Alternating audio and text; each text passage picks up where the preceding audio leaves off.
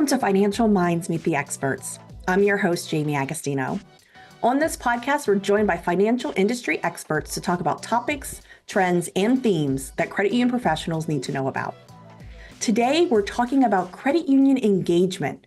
Joining me are Jordan Burroughs, VP of Member Engagement with the Maryland, D.C. Credit Union Association, and Nick DeFrancesco, Member Engagement Consultant with CrossState Credit Union Association. Welcome, Jordan. Welcome, Nick. Thank you for joining me today. Thanks. Thank you, Jaime. All right. So, Jordan, I'm going to start with you. Can you tell me a little bit about your role at the association and how you contribute to the education and event offerings for the credit unions in your region? Absolutely. So I have the best job at the Maryland, D.C. Credit Union Association. I get to do all the fun stuff. So really all the membership and engagement stuff. So making sure our members are happy with the benefits that they receive from the association, and also all the different things to get our credit unions to collaborate amongst each other. So they're learning and working together.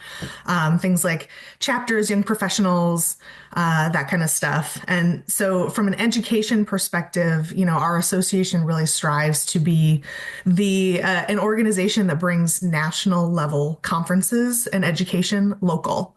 So we want to make sure that our speakers and the things that you're attending are national caliber, but you don't have to travel to Las Vegas or Hawaii to hear those speakers. You're maybe only traveling a couple hours, and really make sure that what we're doing is valuable for our members from an education perspective. All right. Thank you. Nick, same question. Tell me a little bit about your role there at the association and how you're contributing to the education and event offerings. Absolutely. So my role is very similar to Jordan's, oversee the engagement and the relationships with our credit unions.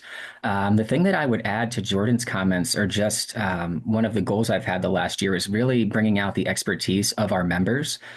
We definitely want to bring in that top level content. We want to bring in the education, but we also want to sort of expose the knowledge and the expertise of the folks that are right there within our membership. We have a lot of really smart CEOs, executives throughout the staff of our members.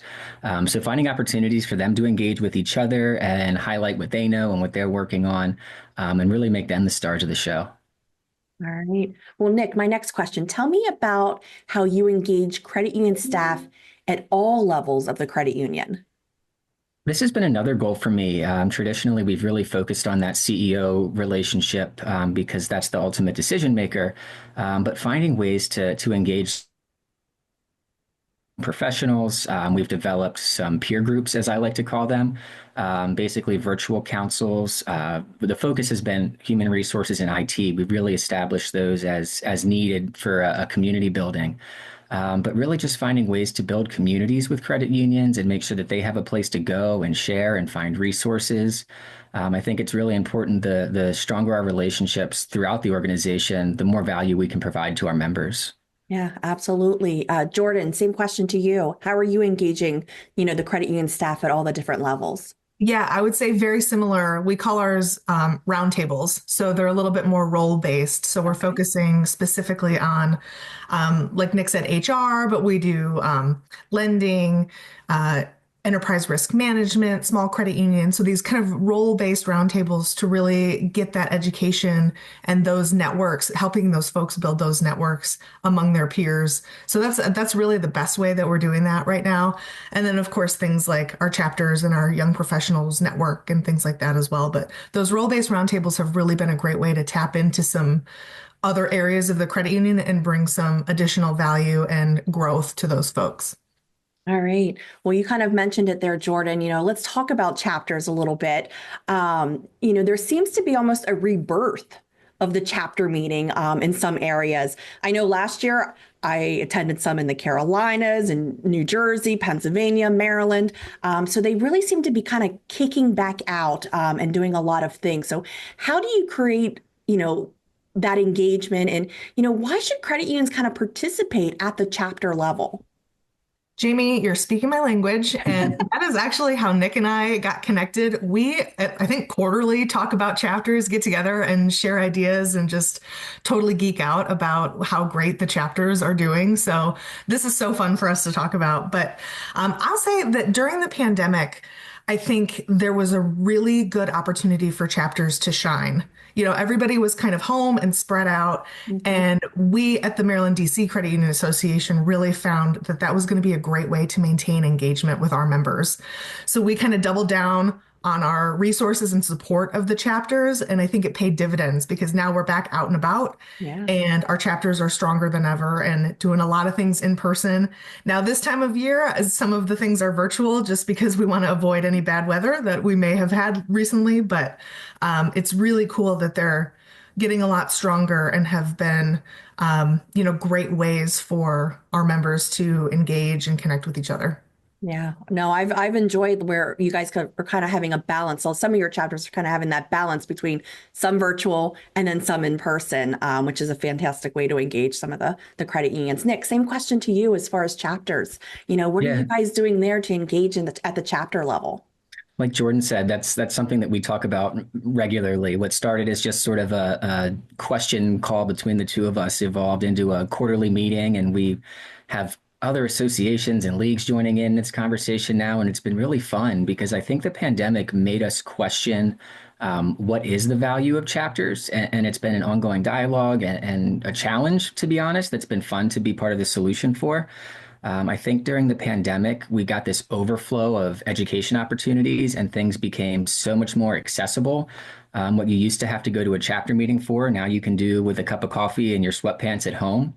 So if you don't need to go to the chapter meeting for that, what is that draw? What is the value that we can provide? Mhm. And I don't want to pretend to sit here and say this is the magic bullet and the answer for everything, because again, it's been an ongoing conversation, but the responses from our chapter leaders has really been amazing. They've really been the stars of this show. I mean, honestly, Jordan and I are just sort of facilitators through the process. We have ongoing conversations at that sort of chapter leadership level as well. But some of the new ideas that have come out of that have been really, really cool. One of the chapters at CrossState came up with this phrase that chapters should be a place to recharge. You don't want the chapter meeting to feel like a conflict, one more thing you have to do, one more thing on your calendar. You really want to walk away feeling, I got to spend time with my people who understand me. I was so stressed at work this week, and I went to the chapter meeting, and everybody got it and made me feel so much better.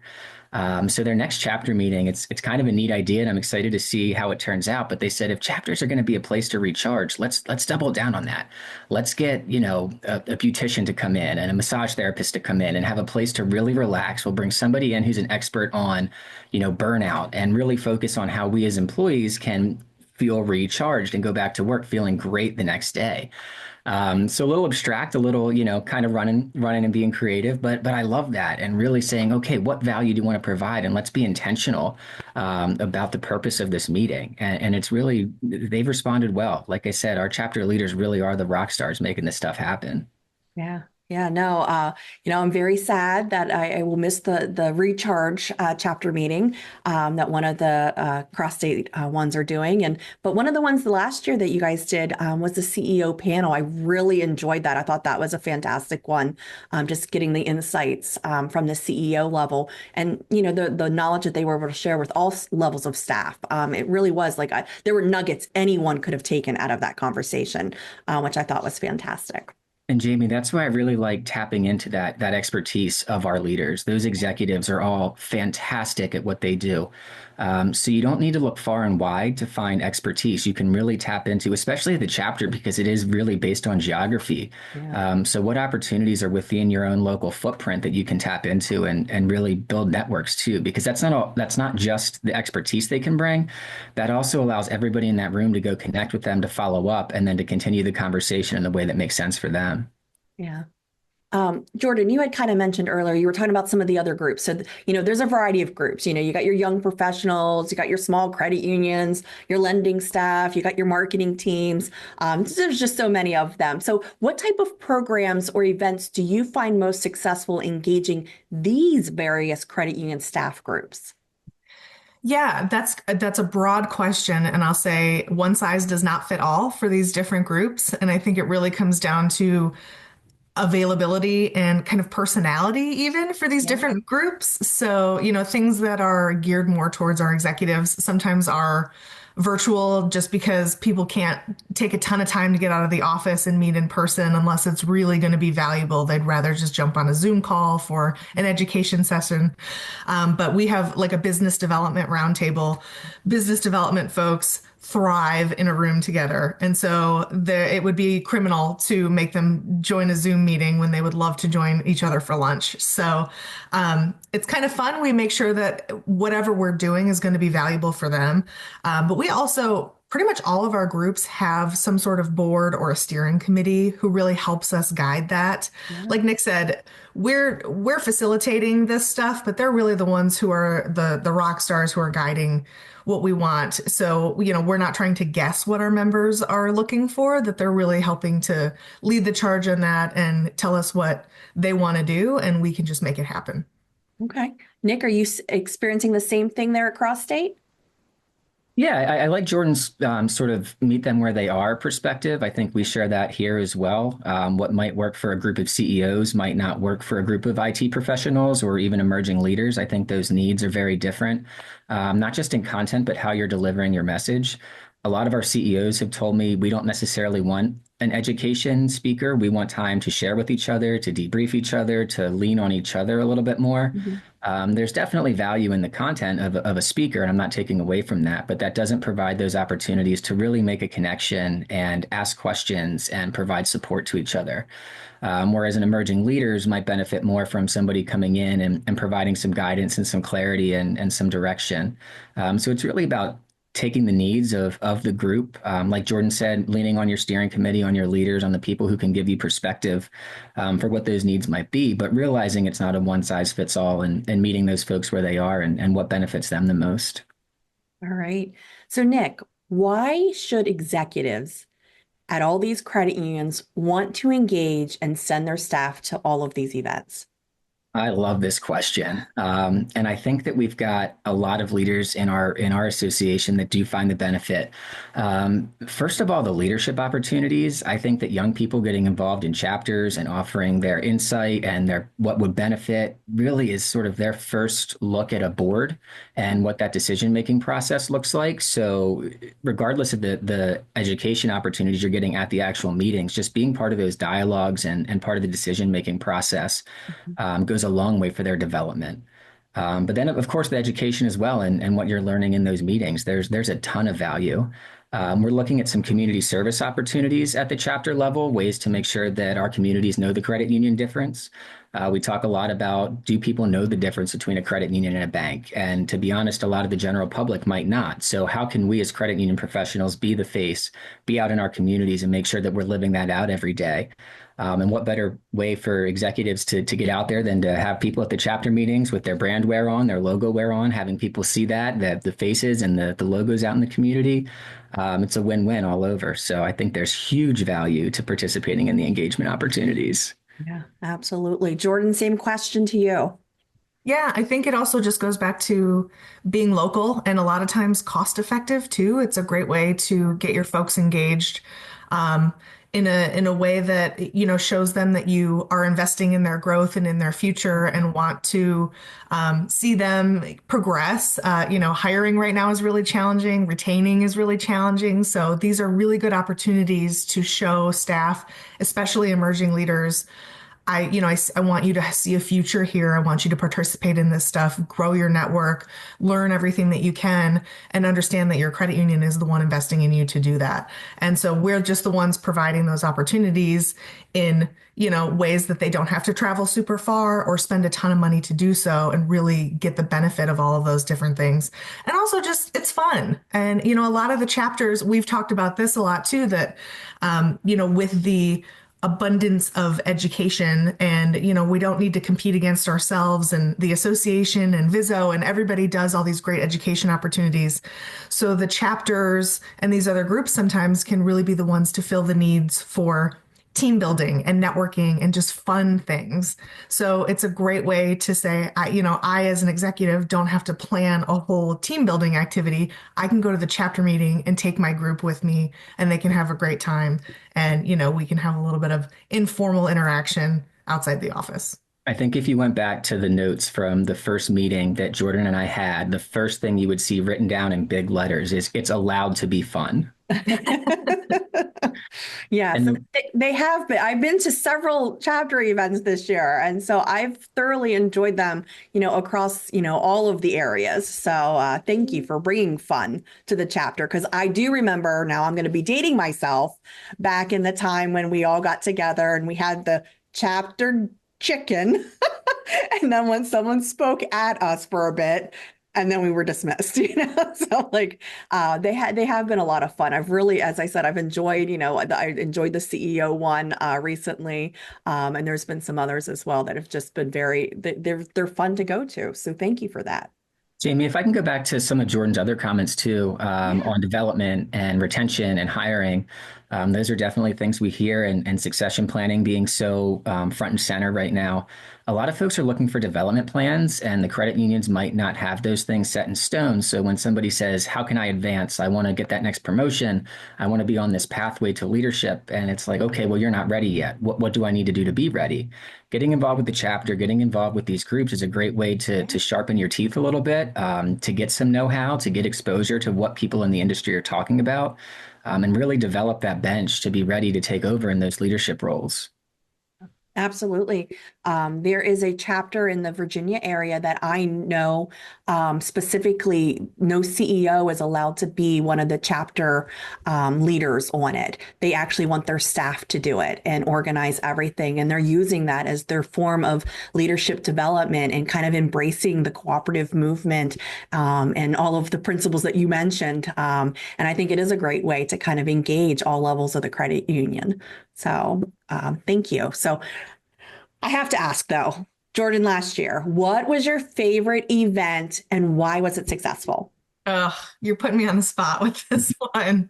I have to say, my favorite thing that I get to do is work with the Young Professionals Network. So our YP Summit is our 2-day in-person conference for young professionals by young professionals. We have the advisory board who plans this conference, and it's my favorite event of the whole year. And because I don't know, there's just something like magical when you get a bunch of young professionals together. The energy is just like, I don't know, it's just Contagious.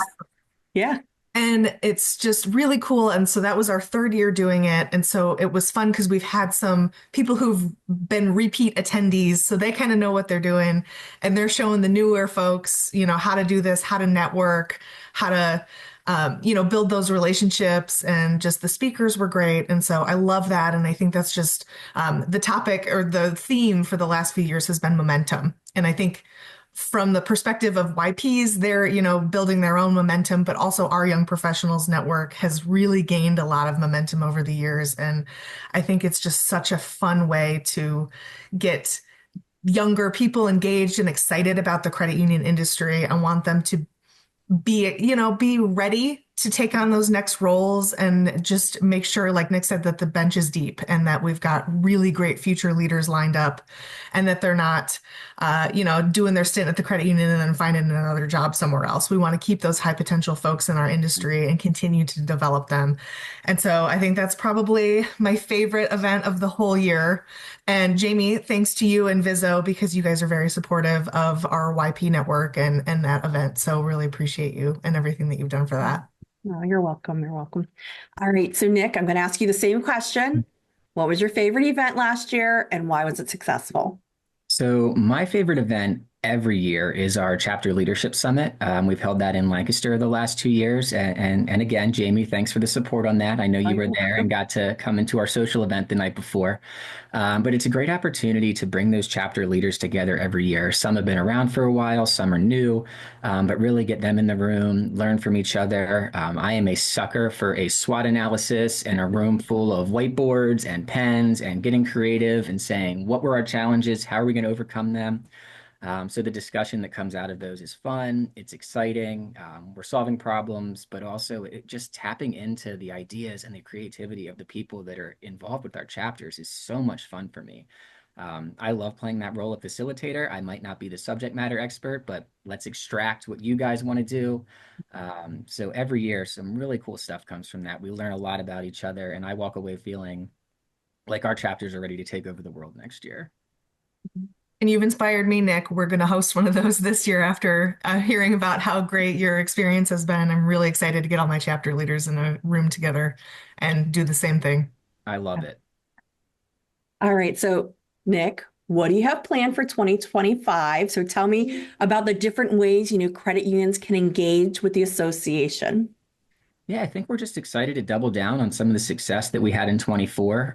The peer groups I mentioned earlier were sort of a trial run last year. It was an idea I had, and we had a lot of great feedback. So just looking to expand on that, bringing some more content and opportunities. We're looking at doing some in-person events with our CEOs to give them that collaborative time as well. And then just keep focusing on the chapters. So I don't know that I'm saying we have anything new committed for this year, although Jordan and I may have a couple of things up our sleeves we're not quite ready to announce yet. But really just continuing to build those networks and giving people an opportunity to engage and collaborate and making sure that everybody feels like they're part of our community. All right. Thank you. Jordan, what do you have on the docket for 2025? I think same. Our chapters have already planned some phenomenal events this year. We've got some really cool stuff coming up that's on our event page for the first half of the year. Our roundtables are going to provide more great role-based education and networking for those types of folks. And then our signature conferences are, kind of those bigger events that are great for everybody to get in the same area together and learn and collaborate and do all that fun stuff. So we've got a lot of great stuff going on. I think the one thing that's new this year that we're really excited about is a partnership with Johns Hopkins University for an AI school for executives and credit union leaders. So that's something a little bit new. It's a day-long workshop for kind of use cases and all sorts of interesting stuff to really dig deep into AI. And so I'm probably not the one who can speak the best on that one, but I think it's going to be really cool. And that actually came out of a partnership with APL Federal Credit Union and Johns Hopkins Federal Credit Union. They had this great idea and came to us and said, let's figure out how to make this work. And so we did a pilot at the end of last year, and we're launching that this year to provide some new education so we can all try to figure out what this AI stuff is for credit unions. All right, awesome. Well, thank you both so much for joining me today. Anything else you would like to share with our audience, Jordan? I think, just like credit unions are so successful because they collaborate really well, I think you can see that's certainly how associations run as well. And I am just so grateful to have counterparts like Nick and partners like you, Jaime, to share ideas and bounce ideas off of and really steal, what works really well to make sure, there's no point in recreating the wheel. And so it's just been really fun to partner on different things and make sure that we're providing the best value for our members. And it doesn't necessarily have to come only from my brain. We can, collaborate together and come up with great stuff. So just thank you both, because it has been a lot of fun to work with you guys on some different things. And, just the support and everything that you do, it only helps benefit what we're doing at the association here. All right. Nick, any final thoughts? I have a visitor here. Just want to echo what Jordan said. She sort of stole my note here that I had written down. As much as it's been fun to build and develop these networks within the association, it's been a lot of fun to have our quarterly calls and to watch that group grow from, a one-on-one with me and Jordan to now maybe 10 associations or leagues that participate in that call. I think so, yeah. So just the collaboration that we all share and bringing ideas and being creative. So if anybody who's listening out there or watching this wants to be part of that discussion, we're always happy to have some new faces. So Jordan, Jaime, thank you both for all your support and helping this thing grow. Absolutely. Well, again, thank you both for joining me today. And today's episode is brought to you by Viso Financial's Events and Education. So let's continue the conversation about engagement. And let me tell you about how you can engage with Viso Financial in the coming months. There are many opportunities to engage. First, let's start with the Financial Strategies Workshop. This workshop is held at a variety of locations throughout the month of March and April. And then in April, we have Viso Financial's premier event, one of our premier events, the Risk Management Conference. And that's held at the Hotel Hershey in Hershey, PA from April 14th through the 16th. And then Don't forget about all the free webinars ranging in topics from instant payments, card payments, Regulation CC, to penetration testing, vulnerability scanning. You can learn all about these events and educational opportunities at our website at www.vfccu.org.